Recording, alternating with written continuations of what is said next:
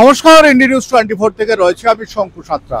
দেখুন, আপনাদেরকে বলি আমি যে বেশ কয়েকদিন ধরে অর্থাৎ 10 থেকে 15 দিনের মধ্যে বাংলাদেশি প্রচুর ট্রলার সহ বাংলাদেশি ধরা পড়লো, যেটা 129 জনের বেশি আজকেও ধরা পড়েছে।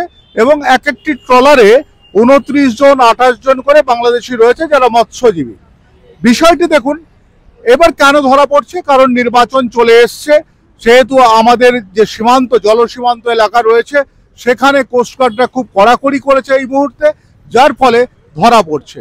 তাই বলে কি এইবারই এখানে ধরা পড়ছে নাকি আগেও ধরা পড়তো? দেখুন, কোস্টগার্ড যারা রয়েছে তারা তো ধরছেন, তারা তাদের ডিউটি করছেন। তবে একটা কথা আপনাদেরকে বলি যে সব থেকে বড় বিষয় হচ্ছে যে ফ্রেজারগঞ্জ এলাকাতে আপনারা দেখবেন যে সেখানে শুকনো মাছের কারবার চলে, অর্থাৎ লাল সাদা মাছের কারবার চলে। ওরা ওদের কথাই বলে, কারণ বাংলাদেশের মাছ হচ্ছে সাদা মাছ আর আমাদের এখানে হচ্ছে লাল মাছ, অর্থাৎ নদীর সমুদ্রের যে নোনা জলের মাছ হচ্ছে ওটা লালচে হয়। তা এই মাছগুলো শুকনো হয় এবং শুকনো মাছের মার্কেট সেটা কিন্তু বাংলাদেশে খুব ভালো, যার জন্যে বাংলাদেশের লোকেরা তারা এখান থেকে বিনিময় প্রথা করে। কোথায়? আমাদের পশ্চিমবঙ্গে দক্ষিণ 24 পরগনার ফ্রেজারগঞ্জের প্রচুর এলাকা রয়েছে। ফ্রেজারগঞ্জে বালিয়াড়া রয়েছে, খালিস্তান রয়েছে, এছাড়াও আরও বেশ কয়েকটি জায়গা রয়েছে যেখানে ব্যাপক হারে শুকনো মাছ অথবা মাছকে শুকিয়ে বিক্রি করা হয়। আগে জম্বুদ্বীপ বলে একটি জায়গা রয়েছে, সেই জম্বুদ্বীপে বিক্রি হতো এবং ওখানে শুকনো হতো, ব্যাপক হারে হতো। সমস্যা হলো একটা সময় তখন বাম সরকার ছিল, বাম সরকার নিয়ম করে একেবারে ওখানে যারা একেবারে পাকাভাবে বসবাস শুরু করেছিলেন, আগে ছিল বছরে একবার অর্থাৎ শীতকালে গিয়ে সব মাছ শুকনো করতে, তারপর চলে আসতো। আস্তে আস্তে জম্বুদ্বীপের জঙ্গল কেটে তারা কিন্তু কি করলেন, তারা ওখানে বসতি স্থাপন করা শুরু করলেন। আর সঙ্গে কি চলা শুরু করলো? যত রাজ্যের চোরা কারবার। এই যে চোরা কারবার, চুরি করে ভারতের জলসীমানায় ঢুকছে বাংলাদেশের লোকজন, আর ঢোকার পরে এখানে যারা ঢুকে তারা এখান থেকে মাছ কিনছে, শুকনো মাছ কিনছে, কিংবা এখান থেকে জিনিসপত্র নিচ্ছে এবং তারা ওখান থেকে সুপারি নিয়ে আসছে। এই বিনিময়ে প্রথা ভাবে তারা কিন্তু এখান থেকে চোরাচালান করছে। এটা আজকে নয়, দীর্ঘ বছর ধরে চলছে।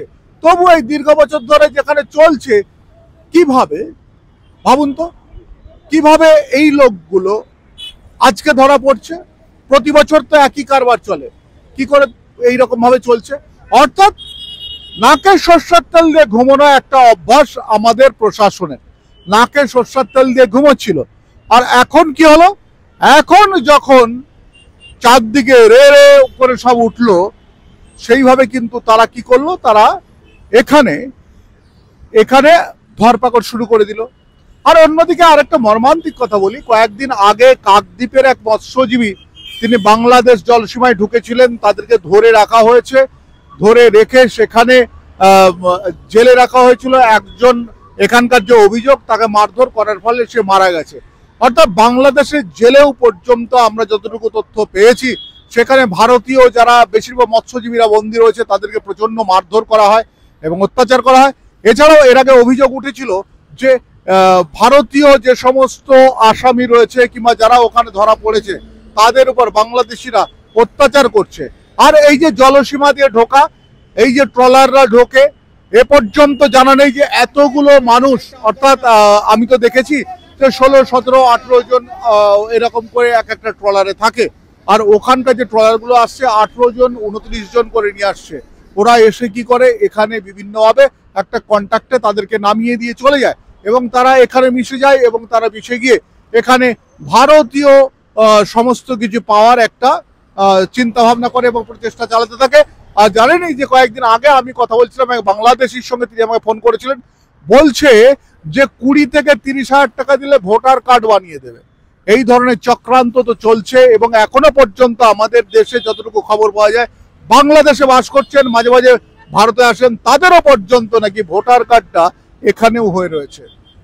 তবে আমাদের দেশে মাটি নষ্ট, আমাদের দেশে খাবার নষ্ট। যারা বাংলাদেশিরা রয়েছেন ও দেশে গিয়ে আপনারা নিশ্চিন্তে থাকতে পারবেন। আশা করি তারা যদি এখান থেকে চলে যান তাহলে খুব ভালো হয়। আর যারা এই ভেদাভেদ করছেন, যারা রাজনীতি করছেন এই মানুষগুলোকে নিয়ে, রাজনীতি নয়, আইন দিয়ে সমস্ত কিছু করুন। জানি কিছুক্ষণ পরে আমার এখানে বিভিন্ন কমেন্টস আসবে, সেই কমেন্টস থেকে বলছি আইন দিয়ে করুন। আইনের বাইরে গিয়ে আমাকে যদি গালাগালি করেন, আমাকে যদি কিছু করেন, কিচ্ছু যায় আসে না। কারণ যারা গালাগালি করেন তাদের পাণ্ডিত্য সম্বন্ধে আমি বুঝে গেছি। নমস্কার, আমি শঙ্কর রয়েছি আপনাদের সঙ্গে। ইন্ডিয়া নিউজ 24 দেখতে থাকুন।